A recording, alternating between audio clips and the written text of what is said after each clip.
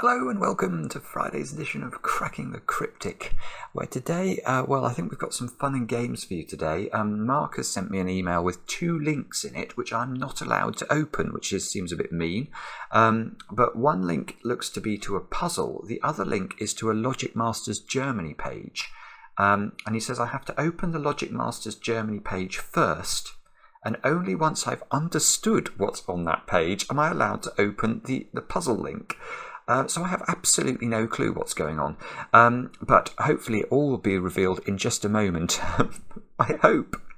Anyway, before we kick off today, I've got a big announcement. If you own Sudoku Pad, which is our new app, which allows you to basically put in your own classic Sudokus into the app and then play them in our software, that has just had a huge update. So make sure you've updated it on iOS and or Android, and thereupon, you will find that you can share the puzzles you create with anybody you like who also owns Sudoku Pad. So if you create a classic Sudoku, or you input a classic Sudoku into it, and then you want to share it with members of your family or your friends, you just click a button and off it'll go to them.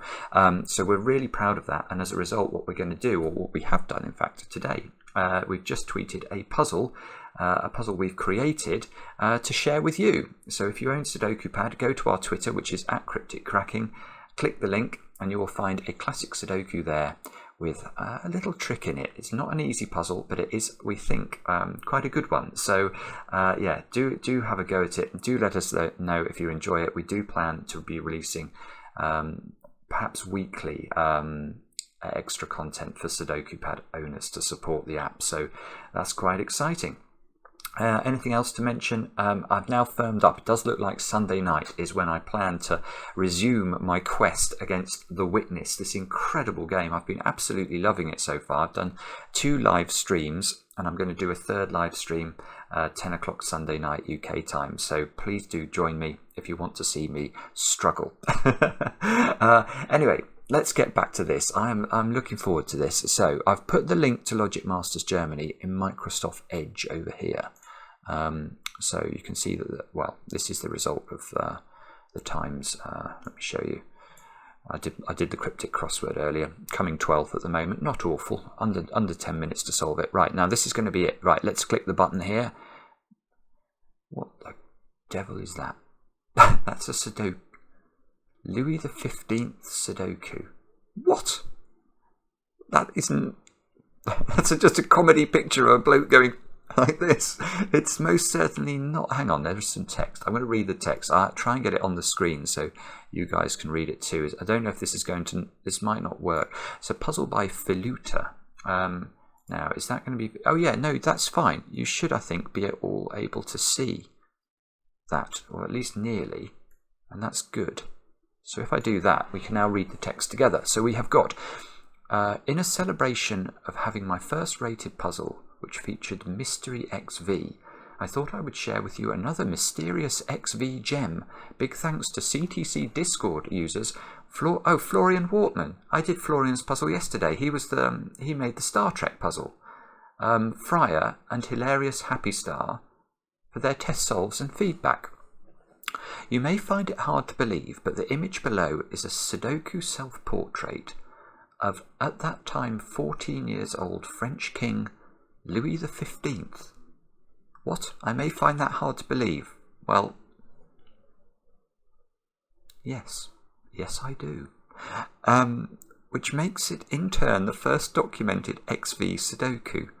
In fact, historians now appear to agree that whatever you think of Louis XV as a ruler or an artist, it is now time to acknowledge there would be no XV in this or perhaps any other Sudoku if it wasn't for him.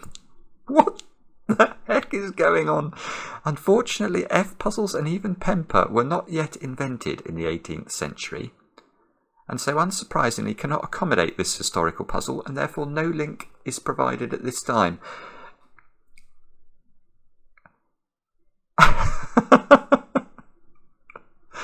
Okay then, so there are some I see. Oh yeah, that's a date. So I'm guessing that Louis the 15th, I've heard of Louis the 14th, I don't know what Louis the 15th is famous for, apart from perhaps inventing XV Sudoku, but So on the 9th of March 1724, Louis XV was apparently 14 years old and drew this self-portrait of himself, and this is a mystery XV Sudoku. And right, that is absolutely beautiful. It is an XV Sudoku. I don't believe it. That is one of the most... Oh, that is absolutely joyful. That is absolutely joyful. I've got tears in my eyes. Oh, good grief. Right. Now, I've got to be careful now. I'm about to tell you why this is an XV Sudoku. If you do not know anything about XV Sudoku, or you can't see why this is an XV Sudoku, please pause the video. Please go and find out about XV Sudokus and then come back, because this is just glorious. This is absolutely glorious. Now, I'm now going to tell you what I've just noticed. Look at the bottom of Louis XV's eyes. Those look rather like V's crossing the boundary. So if you've not come across XV Sudoku before, basically it looks like normal Sudoku, except between some dominoes you get a V or an X sometimes, and if it's a V, that's the Roman numeral for the number 5, that means that the domino cells have to add up to 5. If it's an X, they have to add up to 10. Now look, that looks like V, that looks like a V. That, the top of his ear, that looks like a V. I think that Filuta has rather brilliantly filled this puzzle with little graphical quirks. Yeah, if you look along the hat at the top, that's a V. I don't think that's a V. That doesn't quite seem to sit perfectly. That's a V. Oh, this is just brilliant. It's just brilliant. So it's only probably where it's a very clear delineation of the boundary. Let's see if we can find some X's. That's a V. I don't know if I've mentioned that one. That, yes, his beard. Look at his beard here. That is an X. There is an X across that boundary, I think. No, his mouth's not doing anything. That X there, that could have been an X, but it's missing the boundary, so I don't think that is an X clue. The beard is quite, yeah, it's quite dense in terms of amount of information here. I'm probably going to miss one or two of these. I can't see anything. That's an X there.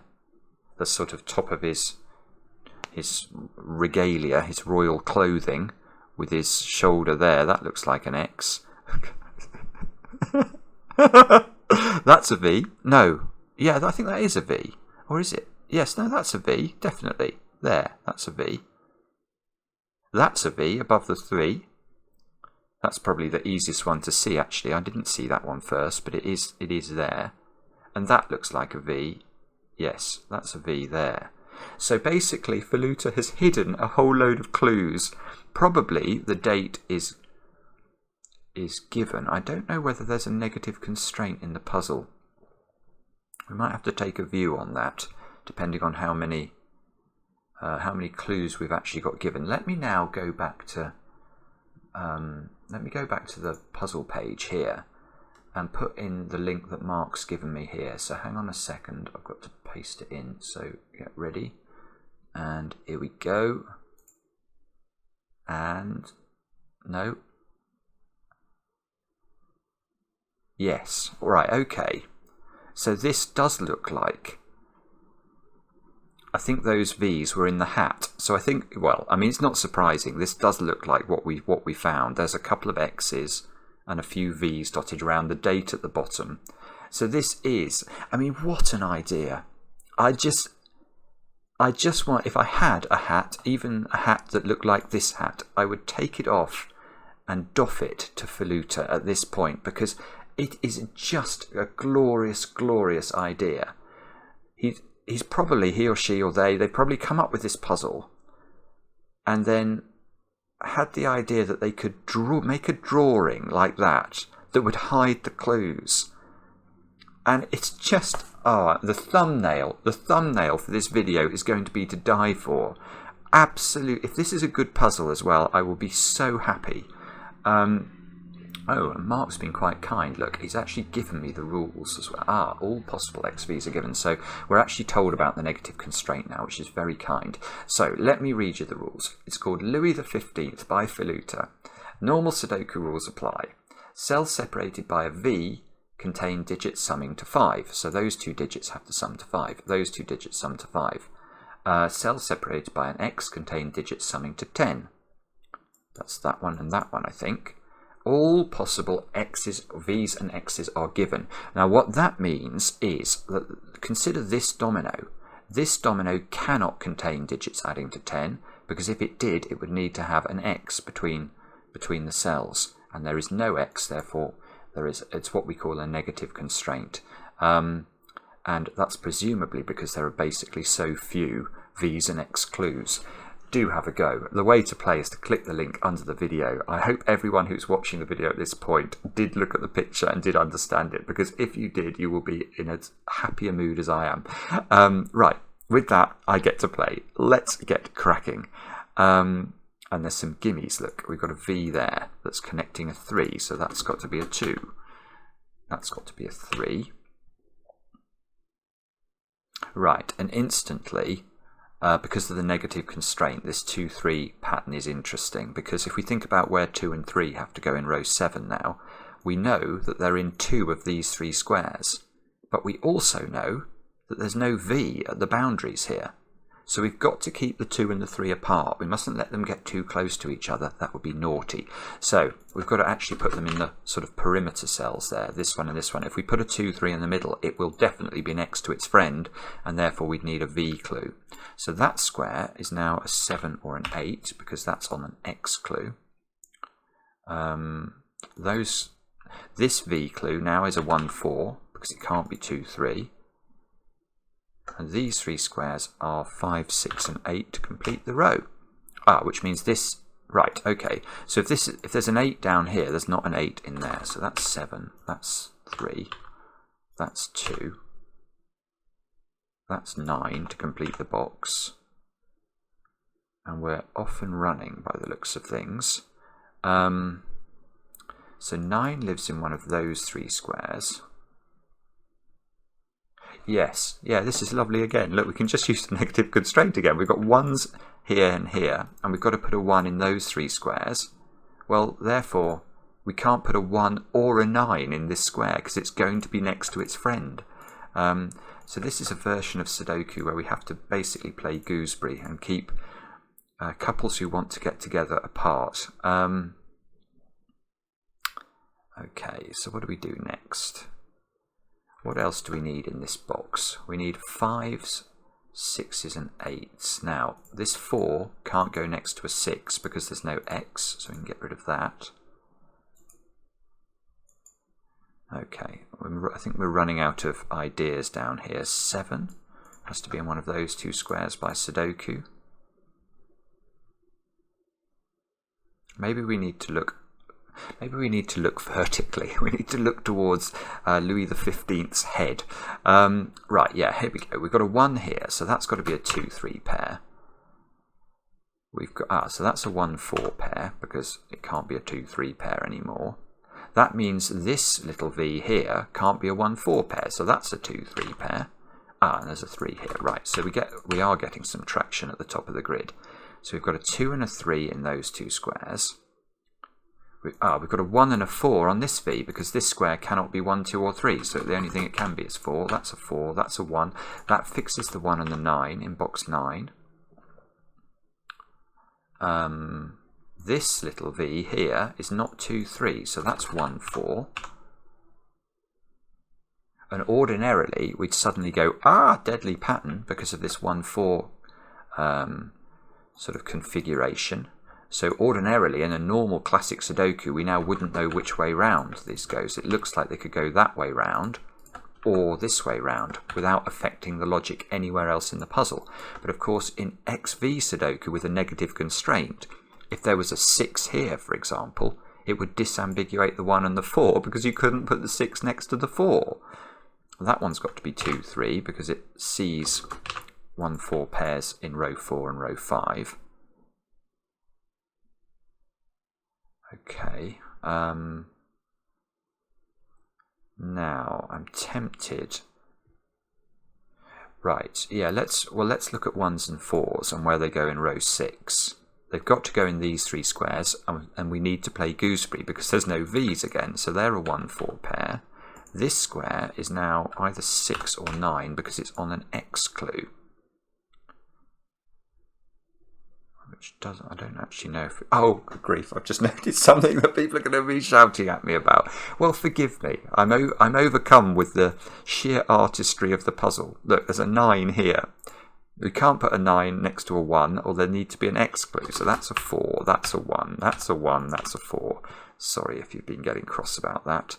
A 4 must be up there, look. 1 must be in one of those cells. It can't be there because of the 1 here. Ah, yeah, okay, and look at this 2 by 2 now. We've got 1s and 4s, but we must make sure that the 1 and the 4 aren't in the same row. So if this was a 1, that's going to be the 4, and if that's the 4, that's going to be the 1. Which might be important. 3 has to be in one of those squares. Although that's not going to be useful with the negative constraint because the 2 is too far away from it.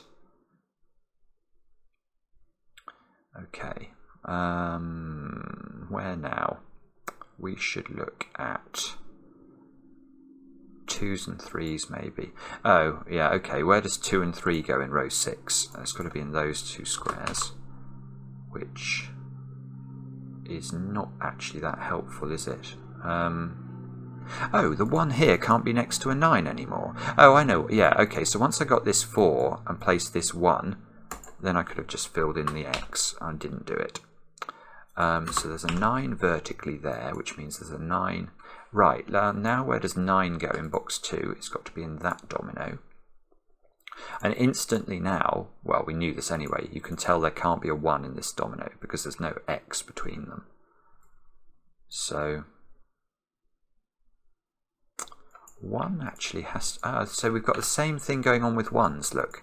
1 is locked into this domino, 9 is locked into this domino, so we need to make sure that they're on the diagonal in order to make that work. 9 is in one of those 3 squares. Okay. Yes, you're right. I do feel like I'm getting stuck here. What else do we do? 4, maybe. Yes, where does 4 go in box 3? It can't go next to the 1, or there'd need to be a V clue, so 4 goes at the top. Which means, that gets me 4 here. That's important, remember. Not just because of the plain fact we get a 4 in the grid, but now we can't put the 1 there, so the 1 must move up. Places the 1 here, places the 9 here by exactly the same logic. We can't put the 1 and the 9 together, which might be important.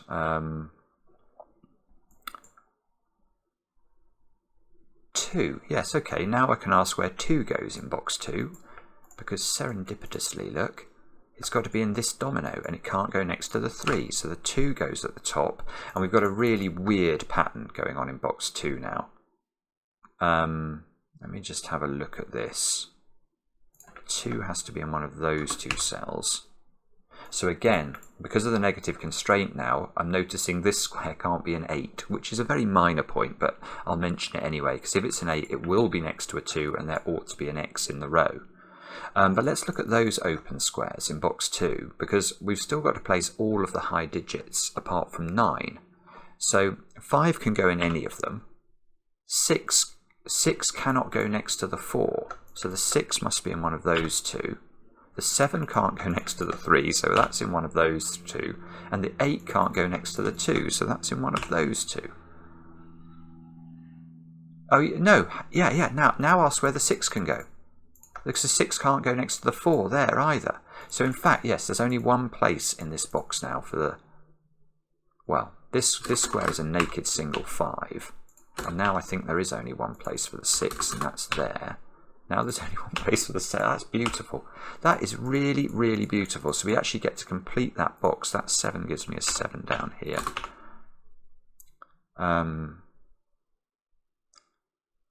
Can we go further than that? Maybe, I'm not sure. 6 and 8 in box 5 now are forced into exactly those 2 squares. So these 3 squares are 5, 7 and 9 to complete the box. Now, can we do anything with that? That's definitely not 9.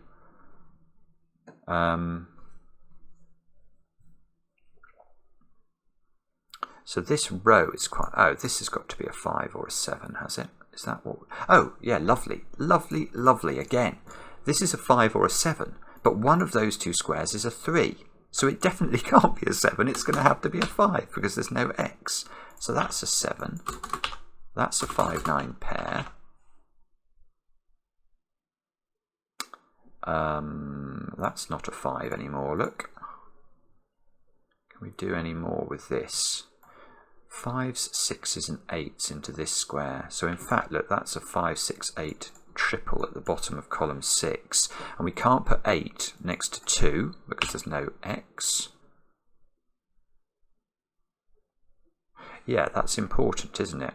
Because now the 8 in this box, in row 8, we've got to put an 8 in one of those 2 squares, which means that's not an 8, so that's got to be a 6. So now we get, oh, whoopsie, now I get a 5, 8 pair in these 2 squares, which makes this a 6, which makes this a 6, this an 8, and this a 5.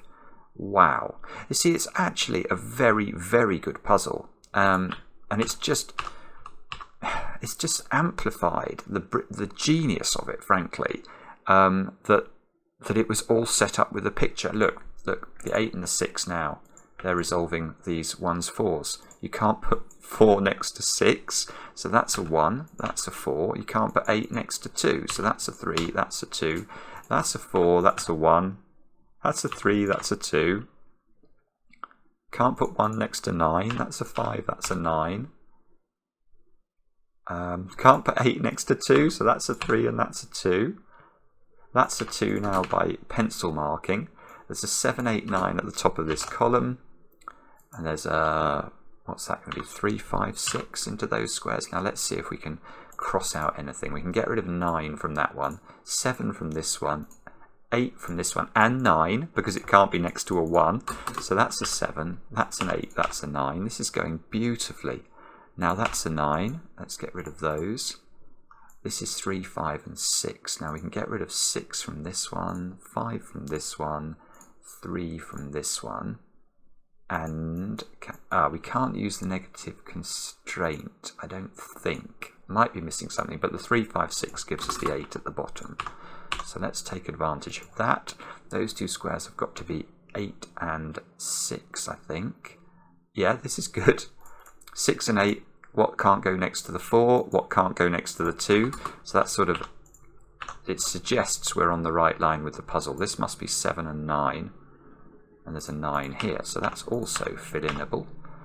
Those 2 squares to complete the row have got to be 5 and 8, which we can't put an 8 next to a 2 again. This is unbelievable. And these have got to be 6 and 7, I think. And I can't put 6 next to 4, so 6 and 7 go in. Right, that's not 8. 5, 6 and 8. Oh, you can't put 6 in that one because it's next to a 4, so that comes down to 5 or 8. That comes down to just being 8. That's a 5 and 6 in the column. So that's 5, that's 6. And I don't want to speak too soon, but I do actually think we might be about to finish this. Where do you put the 5 in row 3? It's got to go there. That ought to be a 6. That looks like it's got to be an 8. What do we? Yeah, okay. And now we need 3s, 5s, and 7s. So we should just be able to fill this in. That's got to be a 7. These are 3s and 5s. There's a 5 here. So 5, 3, 3, 6. Tick. Yes. I absolutely love that. That is one of the wittiest things I've ever seen in Sudoku. And let us just go back to the picture of Louis XV in all his glory and admire it, because that is just well, it's literally a work of art. It's a dubious work of real art, but it is an absolute masterpiece of Sudoku art. Filuta, take a bow. I will remember that puzzle forever. And thanks so much for watching, and let me know in the comments whether you love this as much as I did. And we'll be back later with another edition of Cracking the Cryptic.